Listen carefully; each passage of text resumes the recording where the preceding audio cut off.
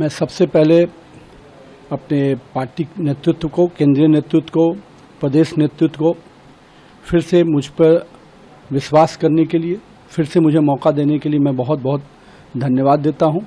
और अपनी बांकीपुर विधानसभा के जनता को भी मैं आभार व्यक्त करता हूं कि फिर से उन्होंने उनके बीच में जाकर चुनाव लड़ने का मुझे मौका मिला है।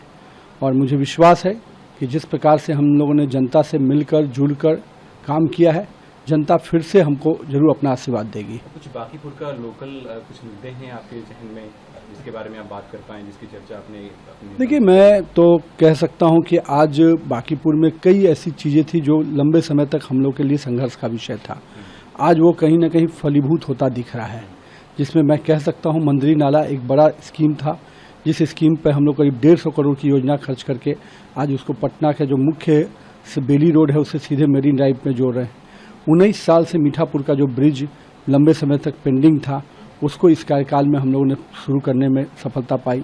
साथ में बड़े नालों पर सड़क बनाना, वाटर कनेक्टिविटी, हर घर तक नल का जल पहुंचे, उस पर दिशा में बहुत काम हुआ। सामुदायिक भवन जो इस क्षेत्र का बड़ा डिमांड होता था, करीब 20 सामुदायिक भवन हम लोगों ने इसमें सफलता पाई। और सबसे बड़ी बात, राजेंद्र बाबू जी का जो हमारा समाधि स्थल था, वहाँ पर आज बिहार गौरव पार्क बनने जा रहा है। तो ये ऐसी कई चीज़ें हैं। और बाकी रोड इंफ्रास्ट्रक्चर, सड़क का निर्माण, मुख्य कनेक्टिविटी ऑफ द रोड्स, ये सब कई ऐसे आयाम हैं जिसको बिहार में हम कह सकते हैं कि बांकीपुर के विकास में नया विषय जरूर 20 से 25 के बीच में नए आयाम जुड़े। आप लगातार वहाँ से विधायक रहे हैं, 2-3 बार, शायद इसे चौथा टर्म होगा आपका। एक बार फिर से पार्टी ने आपको वहाँ से उम्मीदवार बनाया है। पार्टी नेतृत्व को आप क्या कहेंगे? क्या मैं तो यही कहूँगा, पार्टी नेतृत्व का अगर हम पर आज भी विश्वास और आस्था है तो ये मेरे लिए बहुत बड़ी कमाई है। और मैं इसके लिए केंद्रीय नेतृत्व को और प्रदेश नेतृत्व को बहुत बहुत आभार व्यक्त करता हूँ। कल खबर ये चल रही थी कि नीतीश कुमार नाराज हैं सीट शेयरिंग को लेकर। पहले तो ये कहीं ना कहीं लालू यादव जी है ना, वो बार्गेन करना चाहते हैं कांग्रेस से। तो ये बार्गेनिंग की राजनीति करने के लिए उन्होंने इस तरह का सुगुफा छोड़ा। हम लोग खुद उस कोऑर्डिनेशन में हैं।